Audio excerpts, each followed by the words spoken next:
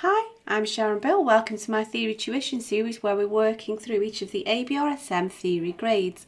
There are lots of resources available to help you on my website. If you go to sharonbill.com, you'll find some free PDF information sheets and you can download those in US letter or A4 and they accompany each step of this series.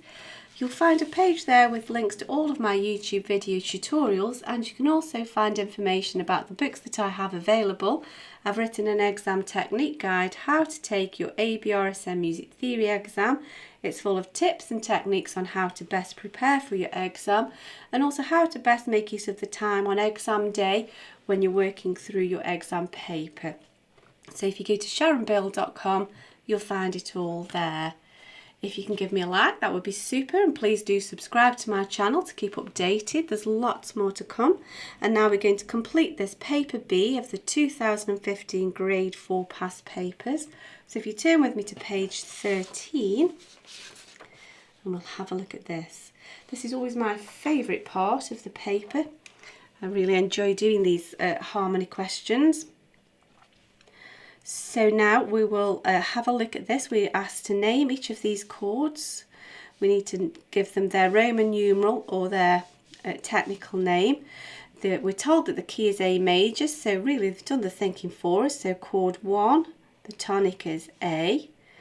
So chord 4, the fourth note of the scale. If you're not sure counting on your fingers, 1, 2, 3, 4 is D.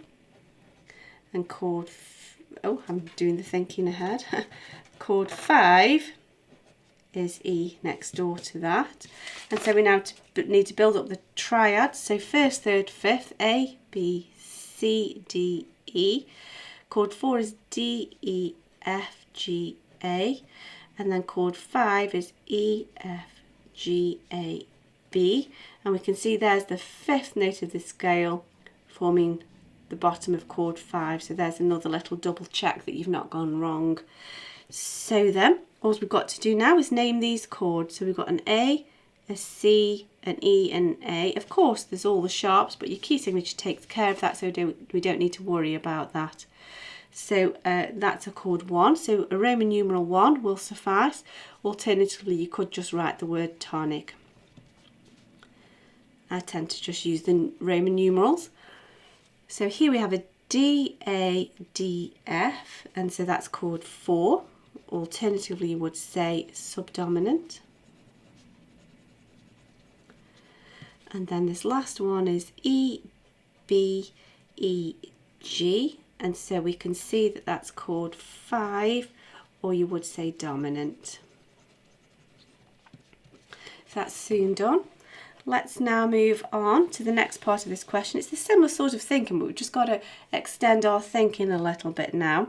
So we need to identify these triads by naming the key and then describing 1, 4 or 5. Now we have to decide, is this major or is it minor? It could be either. And so we have to find out which chord fits, and that will help us to choose whether it's major or minor.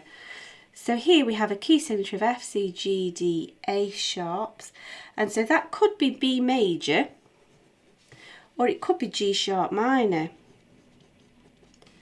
So let's have a look what we've got here. We've got a note B, D, F, so already we can see that's going to be something to do with B major.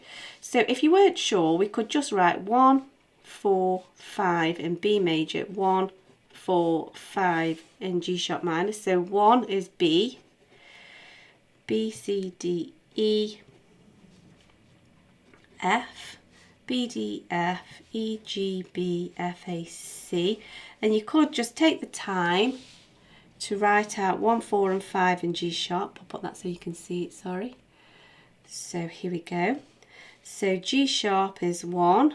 G, A, B, C sharp is 2, D. We don't need to worry about the sharps because your key signature would take care of that. G, B, D, C, E, G, D, F, A. Now of course that would be the 7th, that would have to be raised from F sharp to F double sharp. So that would also be a clue. However, there's no need really to go through all of that thinking because we can see straight away that we've got the B, D, F, which is the tonic triad of B major. So we can say that we're in B major and we're in the chord 1 or the tonic. That chord wouldn't fit in any of those, so we can tell that it's not in G sharp minor. Let's have a look at this one here. So there's a clue here that tells us that we're in a minor key. We could be in A minor or we could be in C major. But we know that the minor scale has to have the raised 7th, which always comes in the middle of chord 5. So if we just presume that we're in A minor, not C major, just to extend that thinking. So chord 1 is A, chord 4 is D, chord 5 is E, and so A, C, E, D, F, A, E, G, B, and that's the 7th degree of the scale, which needs to be sharpened. And so we can see here, if we're in alto clef, that's a B, G sharp, E, E, G sharp, B, and we can see that that's the chord 5. So really that sharp there tells us straight away what chord we're in. So we can see that we're in A minor and it's chord 5 or the dominant.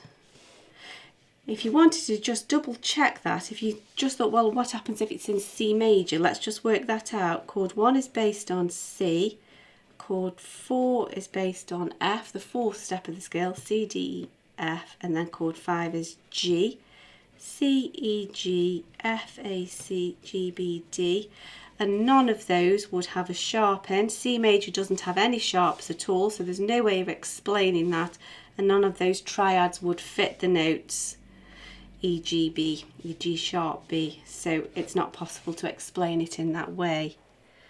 Let's look at this next one. So here we have a B flat and an E flat, so we could be in B flat major,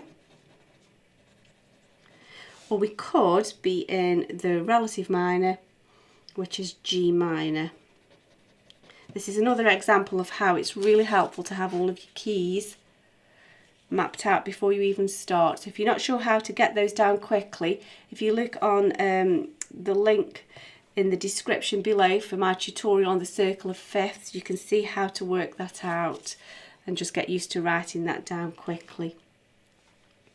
So chord 1 would be based on B, chord 4 B, C, D, E, chord 5 F, B, D, F, E, G, B, F, A, C. If we were in G minor, chord 1 would be based on G, chord 4 G, A, B, C, and chord 5 would be based on a D. So build up your triads, G, B, D, C, E, G, D, F, A. And if you're not sure, you can always just use the piano keyboard to help you to just visualise that 1, 2, 3, 4, 5, counting up your triads. So here we have the notes E, G, B. That doesn't fit into this at all, no chord exists, but we can describe chord 4 properly in terms of that key. So we know that we're in B flat major. It's the only way that this would work, and we're in chord 4 or the subdominant. So there we go, that's that question completed. I do hope that that's been helpful to you. I hope that you find it of benefit to your studies. I hope that you're enjoying it. I'm certainly enjoying working through it with you. If you can give me a like, that would be great. Please do subscribe to my channel to keep updated. Please also do visit sharonbale.com and make use of all of the resource that's available to help you there. Thanks for watching, and I'll see you next time.